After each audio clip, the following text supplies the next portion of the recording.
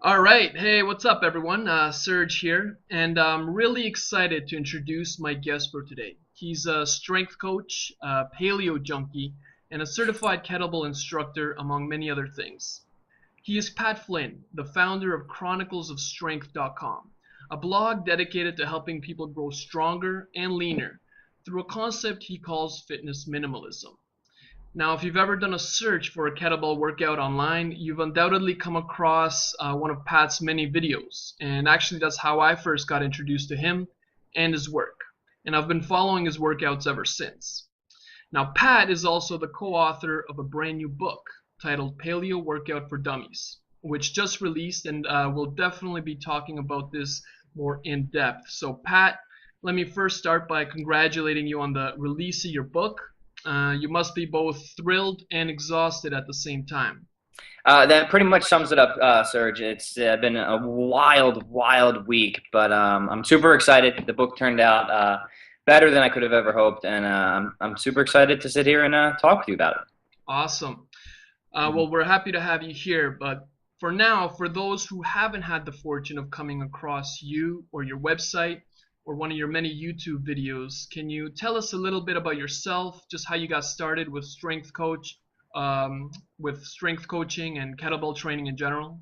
Oh, absolutely. I think I think a lot of people can relate to my story. I had that prototypical sort of childhood obesity type of story. I grew up in a very unhealthy environment. I was overweight, and I remember the turning point was when I was probably it was sixth or seventh grade. I had my annual checkup, and the doctor looked me straight in the face, and he said, "If you do not change the way that you're doing things with your eating habits and your lack of exercise, you're going to have a heart attack by the time you're 30." Wow. So, yeah, it was serious, and like being a little kid, it scared the crap out of me. But it was a blessing in disguise because it led to a profound sort of series of personal development. And I fumbled around for many years until really finding sort of my path and my way and what works. And I learned a lot of valuable lessons in that way. So, I came into kettlebells really through a long series of errors, through doing a lot of things wrong. I've done everything. I mean, you name the diet, you name the exercise program, I have done it. From the most wildly popular, infomercial type of exercise programs, to the most bizarre and exotic type of exercise programs, diets as well. I've done it all. So, the way I sort of like to, describe what I do is it's sort of what remains. And the truth, one of my favorite sayings is the truth really is what remains after all errors have been swept away.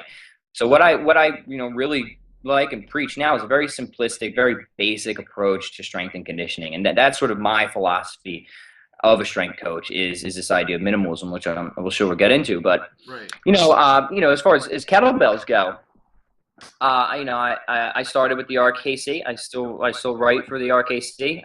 That's sort of my background there. I studied under some of the best mentors, include Dan John, Pavel, people of that sort, all wonderful instructors, very knowledgeable. But I'm not just a kettlebell guy. I use the kettlebell a lot. I think Mhm. I think it is a great tool for what it is, but it is certainly just that, a tool. So with any tool, it has its limitations, and you also have to know how to use a tool to get the most out of it. Yeah, absolutely. I guess I kind of stumbled upon kettlebells the same way you did. But you mentioned fitness minimalism, and this is your approach to health and fitness. So can you give us a little insight? What exactly is fitness minimalism, and why Sure. does So it work for you? yeah, a lot of people, when I first venture this idea of minimalism to them, they think that it's being lazy or not doing a lot of work, and that's not it at all. Fitness minimalism is the idea of doing the least amount of work that you need to get the job done. Right. So, for example, there's really two components that go into a minimalistic program. One is effectiveness, and number two is efficiency. So the way I describe minimalism is where effectiveness, which can be described as doing the right things, meets efficiency, which means doing things right. So to put some Right. concrete examples there for you, being effective means choosing the right movements, doing the right exercises, things that are actually going to give you a high return on your time. Being Hmm. efficient then means dialing in all those training variables, the density, the intensity, the frequency, etc., to a point where you are literally doing the least amount that you need to be successful. Efficiency in terms of movement also means just performing movement with good form. So these are sort of the components of fitness minimalism. Now, depending on what your goals are, you could still be training 4, 5, 6 days a week with a minimalistic program. So I don't want people to think that minimalism means doing very little. It just means scaling back, sticking to the fundamentals that are really going to get you the best results in the least amount of time. Right. So that was actually one of the things I was wondering, because I actually try to follow a kind of minimalism approach myself. Take out all the garbage, just stick to what's left, the good stuff. But how does that cater to different goals? And I know you just mentioned goals right now. For example, I know a lot of the people that I talk to through my blog, they have a goal of, for example, getting leaner. And how does fitness minimalism tackle this in comparison to someone who, let's say, wants to build muscle?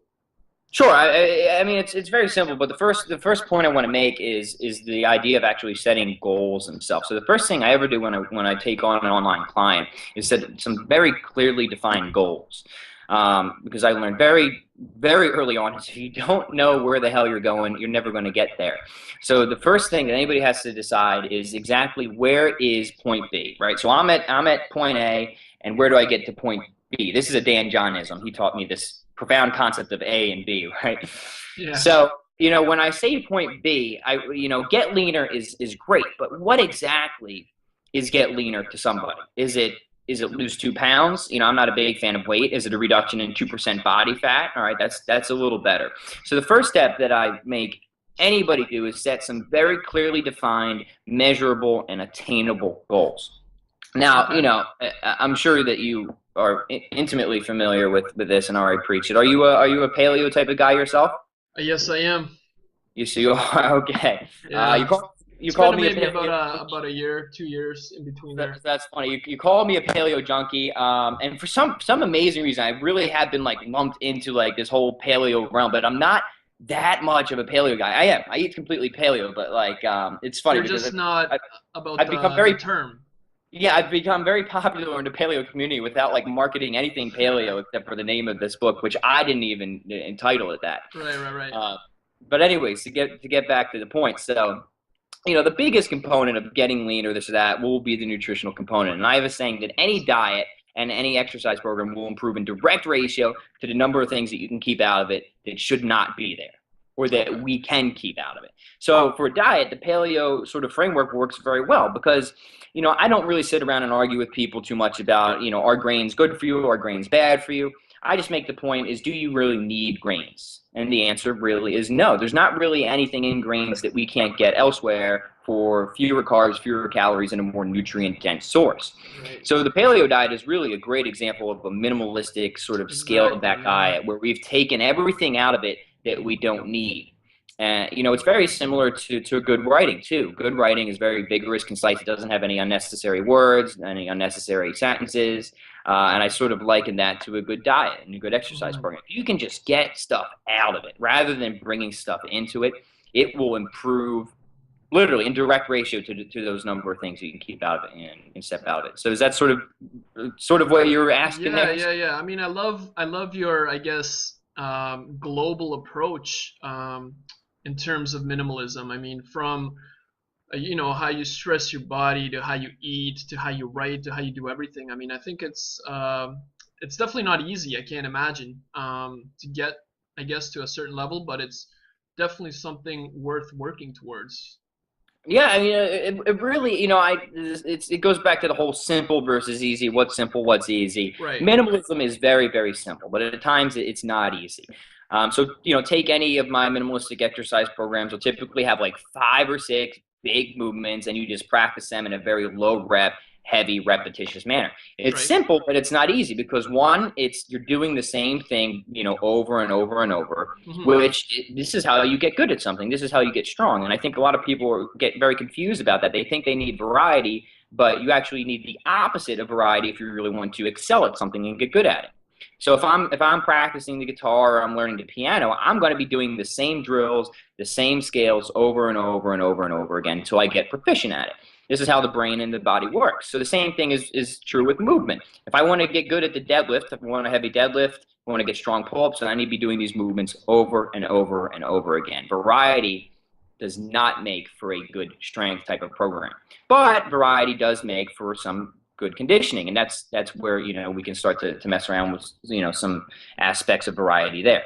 Right. But Right. if, as you see my kettlebell videos, you know, I really keep the same sort of fundamental ingredients, the same sort of, like, they're the big That, yeah. fundamental human movements, right? You have the squat, the push, the pull, the hinge, and the carry, and the rotation. And I just have little subtle tweaks on these big, just over, you know, fundamental human movements, and there's enough variety in there, just how you pair and you order those movements, that you really don't need anything else on top of that.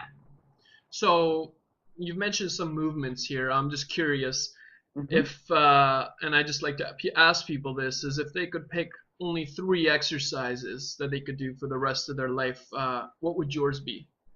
Oh man, I always enjoy these questions because it changes like every time I say it. So I'll give you a few here, and I'll sort of explain what that is. I think if you're going to do kettlebells, okay, if we're going to go kettlebells, and you're a beginner, so you're the beginner kettlebell or stuck on an island, what are the 3 things that you would do? I would go kettlebell swing. Because the kettlebell swing it's a great metabolic movement. You know, it gets you breathing, it conditions you. You know, gets you sweating. It can be used for that. It teaches you how to produce force from your hips. It teaches you how to reduce force from your hips. Strengthens the entire posterior chain, the hips, the butt, the hamstrings, and the low back. It is just a really fantastic fundamental movement. It does so much in just one little exercise. It's just, it can't be overlooked. Everybody should be doing kettlebell swings. Number 2 would be the goblet squat, which is just one kettlebell held straight out in front. This is the best way to learn how to squat with good form. I see a lot of people who start out trying to learn to squat with back squats. Huge mistake. Absolute huge mistake. Yeah. Excuse me. Just going to take a sip of tea here. So the goblet squat is fantastic. It teaches you how to use your hips. It allows you to get into a very deep range of motion with the squats, which is incredibly therapeutic for the hips and the knees and the ankles. Everybody should be squatting as deeply as they can. But the stanchion of your skeleton, of your spine, is not directly loaded with a bar with, you know, enormous amounts of weight on it. So it's a low risk movement as well, but you get a lot out of it. Absolutely. And then number 3 from there, I would say, is the Turkish get up. If somebody is not familiar with that, I have a ton of tutorials on my site. The get up has you rolling, it has you lunging, it has you moving literally from every joint in your body. It is one of the most comprehensive movements.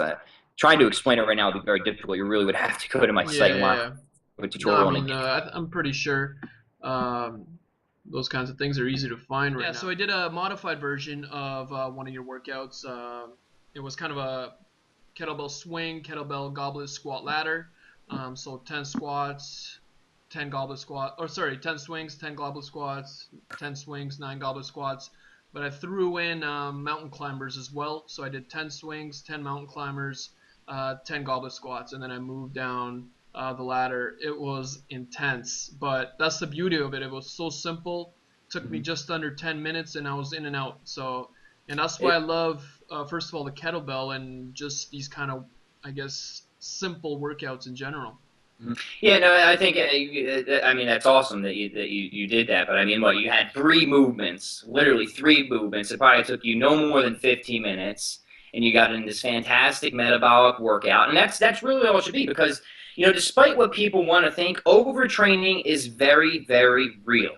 And if you overtax the system, especially with metabolic work, then you are being, it's self-defeating is really what it is. So the goal, especially for those intense type of workouts, I want to make this very clear for people, is that you really should be doing the least amount that you need to do to get the job done. Because the purpose of exercise on the most fundamental level is not for competition or not for setting records. That's what competition and sports are for. But the purposes of exercise are to just deeply fatigue the muscles and to stimulate the system with stress to elicit the biological imperative to adapt and grow stronger. But if you're doing more than what the body can adapt to or you know handle, then you're going to have some serious issues. But what's very cool is that with something, you know, as simple as what you just did, is you get a great metabolic effect.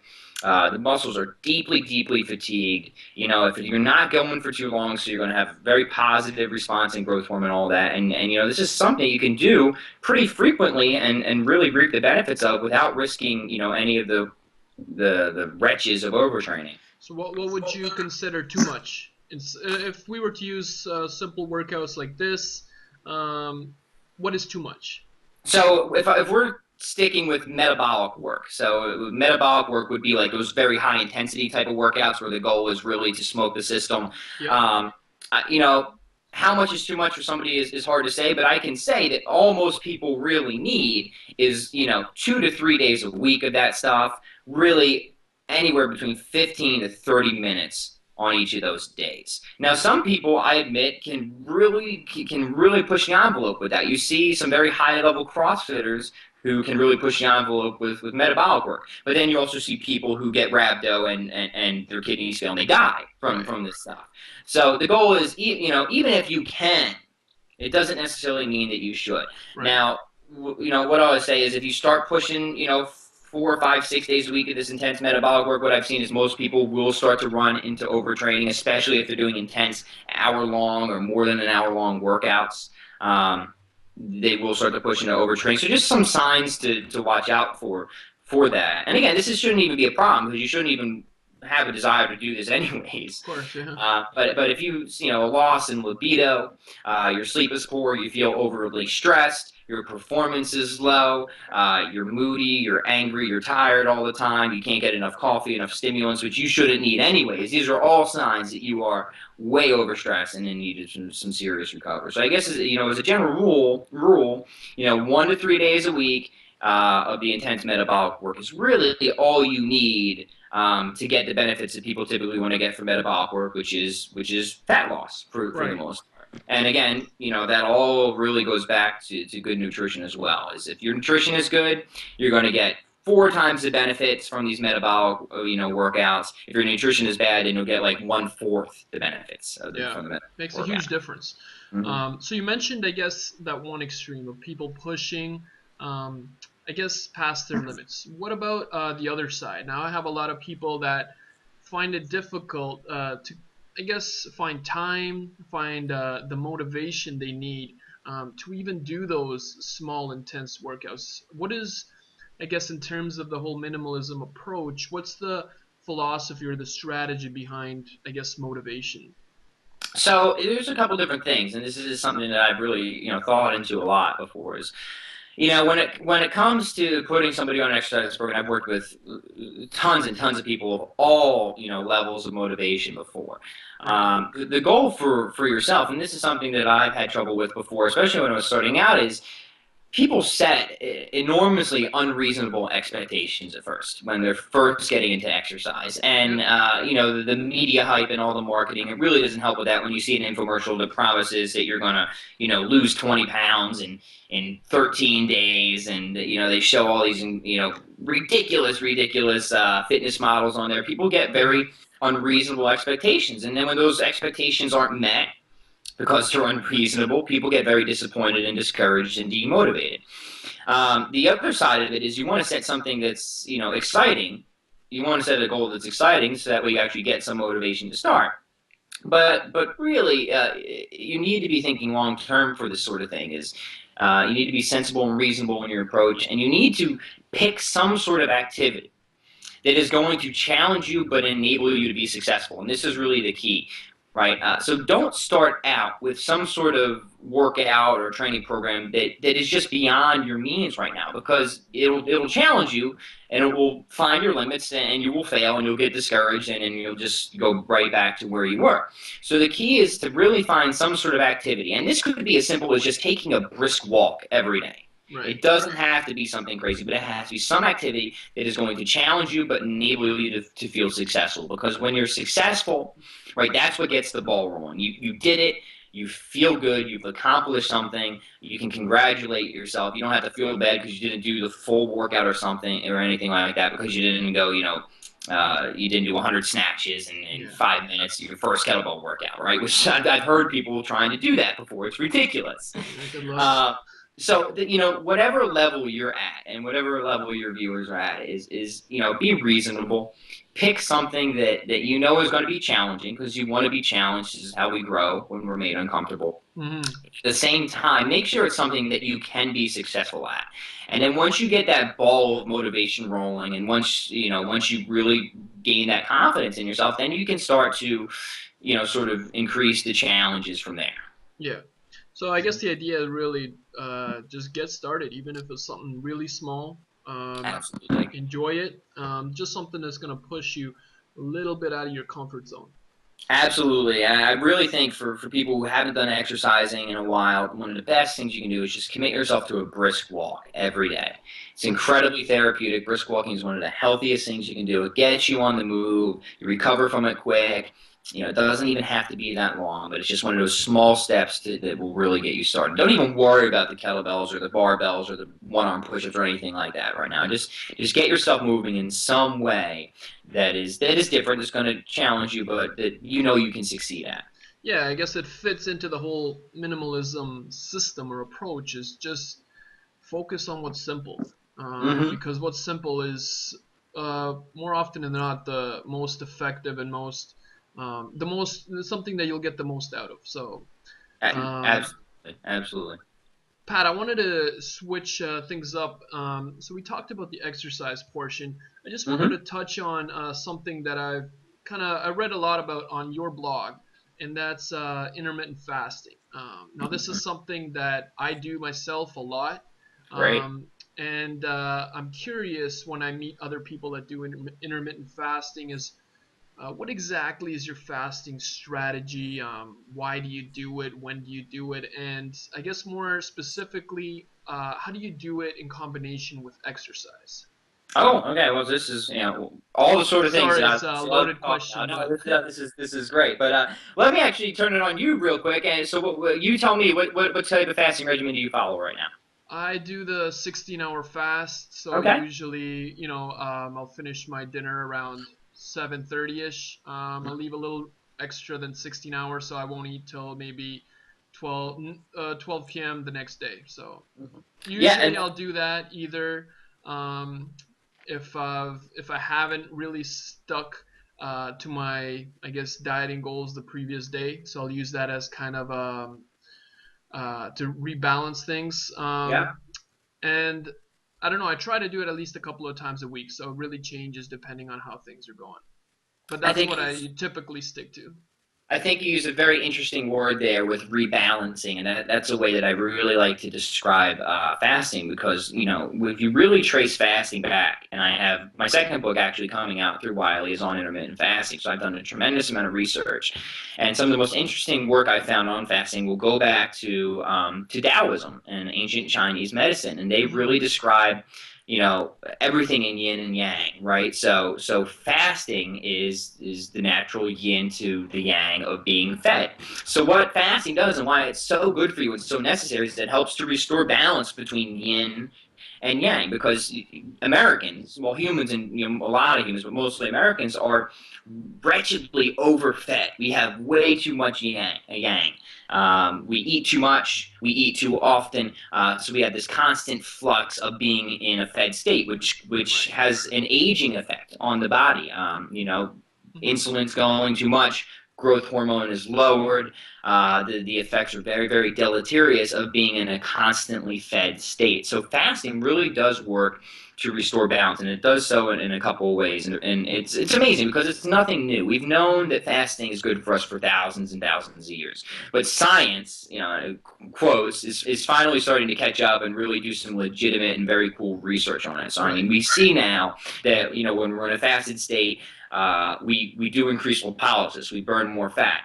Hmm. We secrete more growth hormone more often. We have an increase in neurogenesis, which is the growth of new brain cells. Our immunity is boosted. We recover quicker.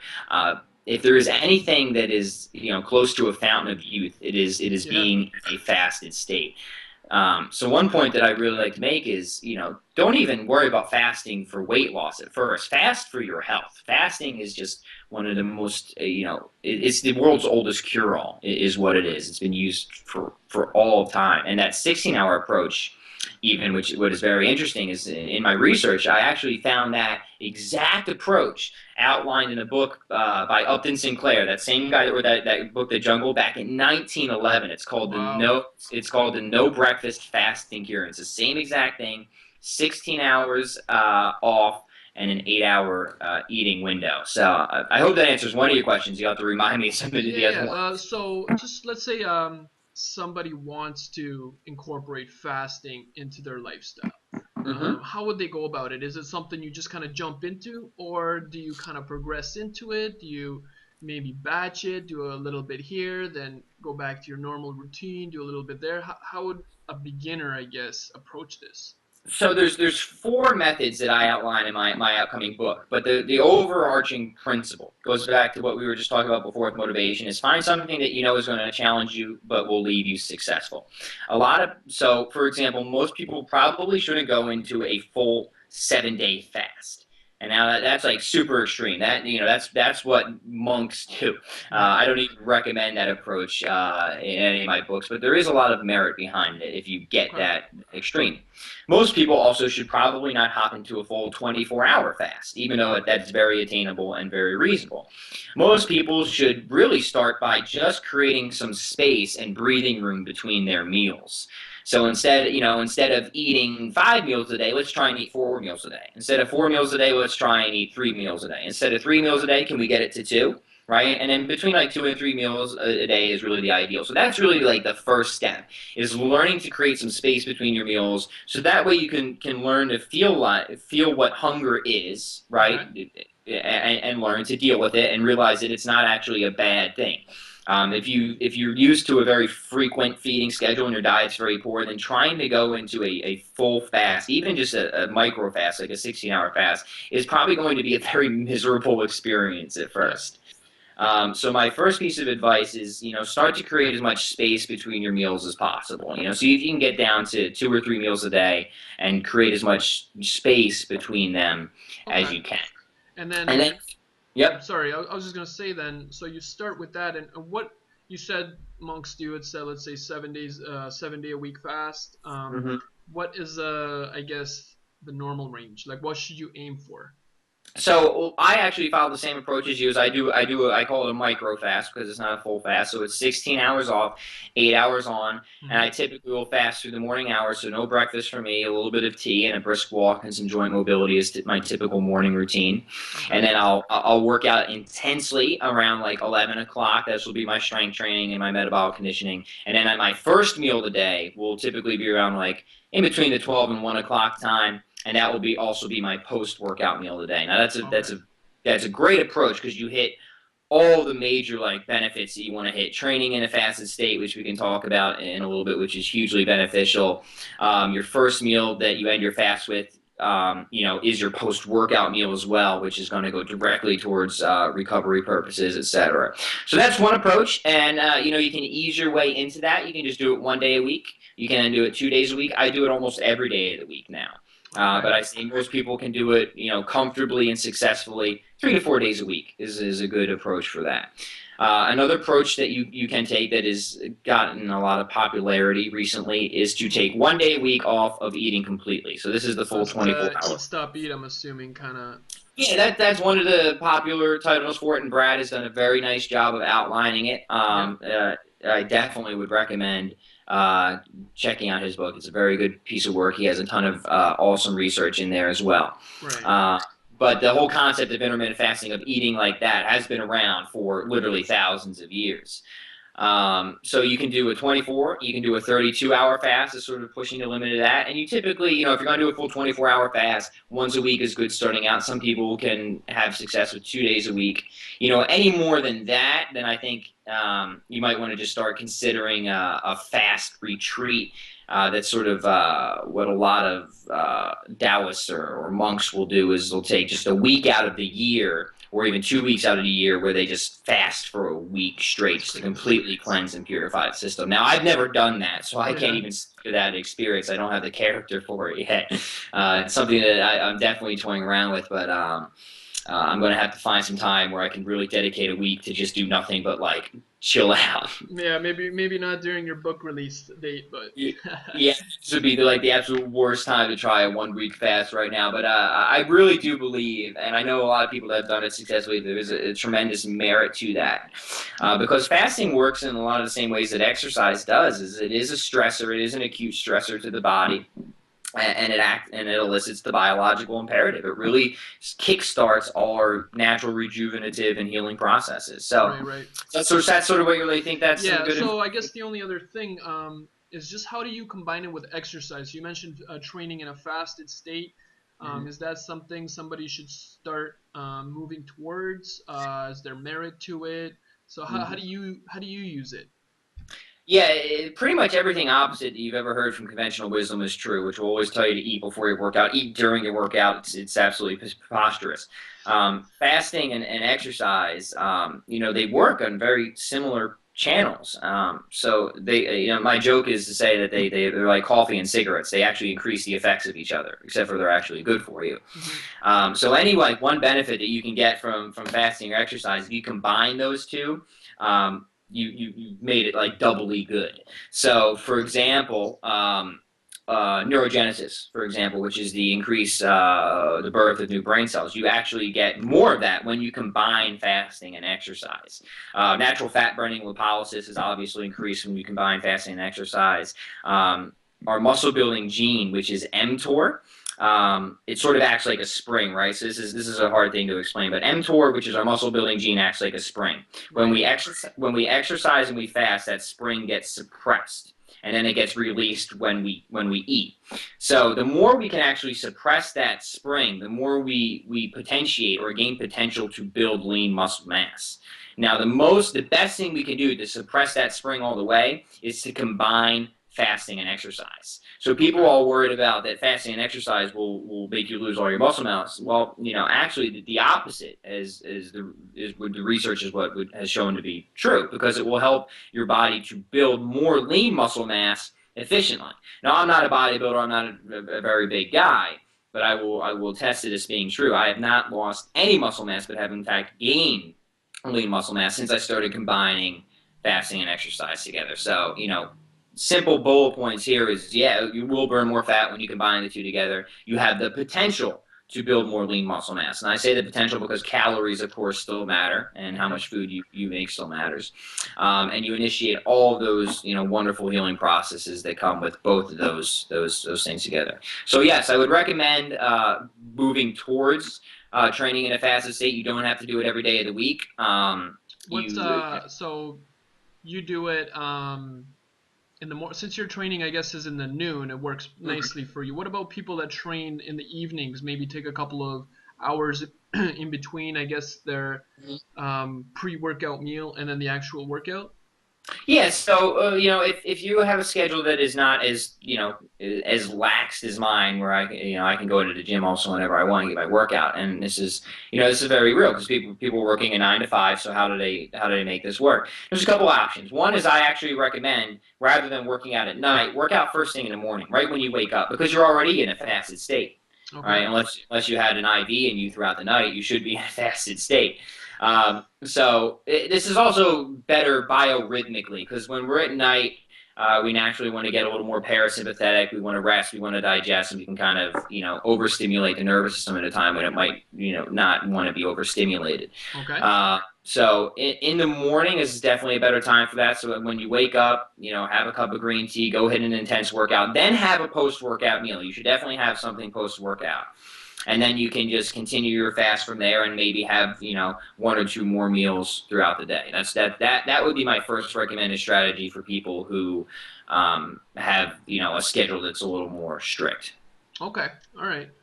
All right, Pat, I just wanted to touch on your book. Now, Paleo Workouts for Dummies. So it just released. Now, personally, I've read a lot of books on, I guess, the nutrition side of paleo, like Mark Sisson and Rob Wolf, Nora Gedgaudas, all those. I guess they talk about the same things from the nutrition side, but I haven't heard or read much about paleo workouts. Now, I presume it has something to do with the I guess, paleo lifestyle in general. But Mhm. I'm curious, what is a paleo workout, and how does it fit, I guess, with this fitness minimalism philosophy? Sure. So I mean, I have it right here. Here's the book. It turned out beautifully. I'm very happy with it. Oh, looks great. Yeah. Um, but you know, to be completely honest, is the title is very misleading. And this book is really everything that we just talked about. Is what this book is.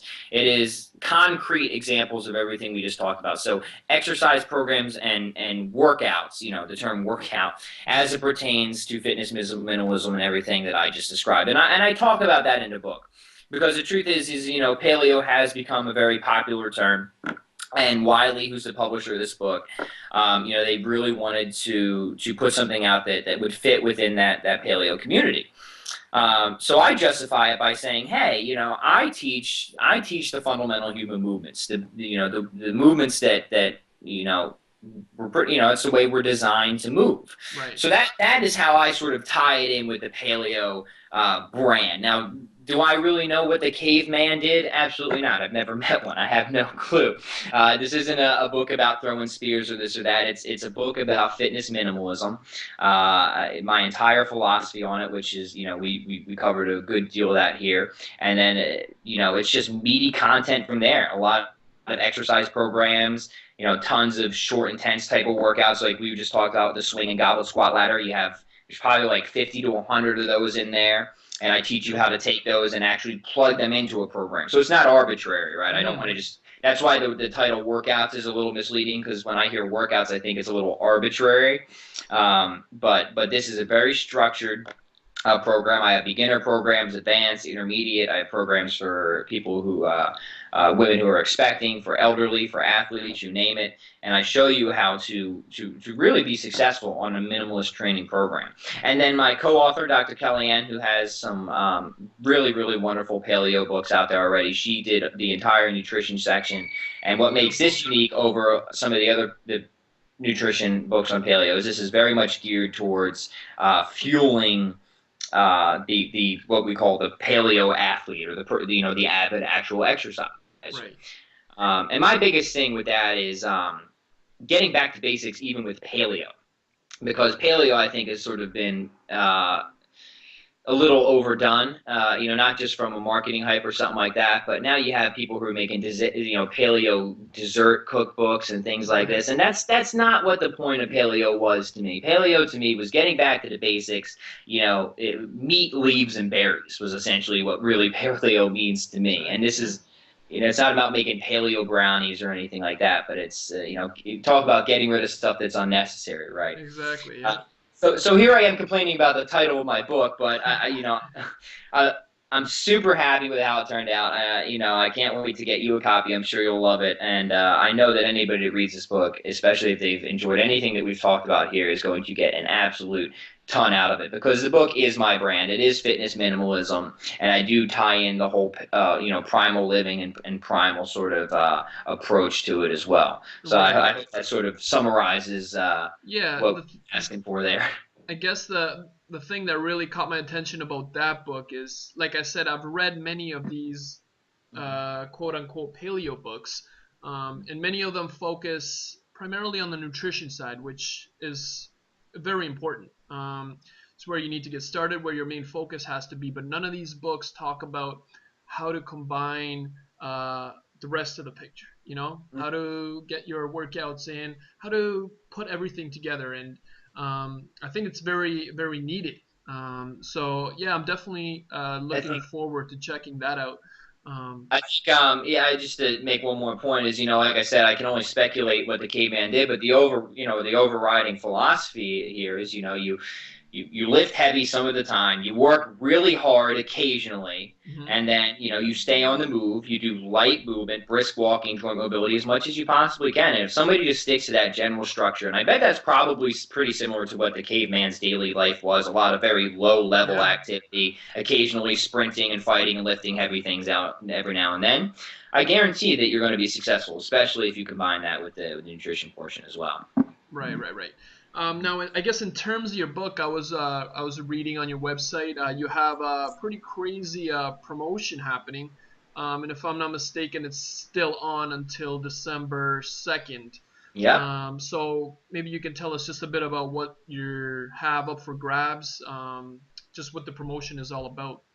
Yeah, sure, I'd love to. So, I mean, they can check it out on my website, chroniclesofstrength.com. I'm going to leave that as the main blog post up, so just check out the blog on there. You'll see that right away. So, essentially, anyone who orders just one copy of this book, I'm going to give them any one of my programs that I sell on my site absolutely for free. I have a lot of cool programs on there. I have one program that's called the 9-minute workout, which is like I consider it the ultimate like metabolic workout. It's 9 minutes long. That's all you need to do. They can have that. I have a program called the Metabolic Reset, which specifically combines fasting, the paleo diet, and minimalistic exercise. I have a 30-day challenge going on with that right now. I think people will find that super valuable as well.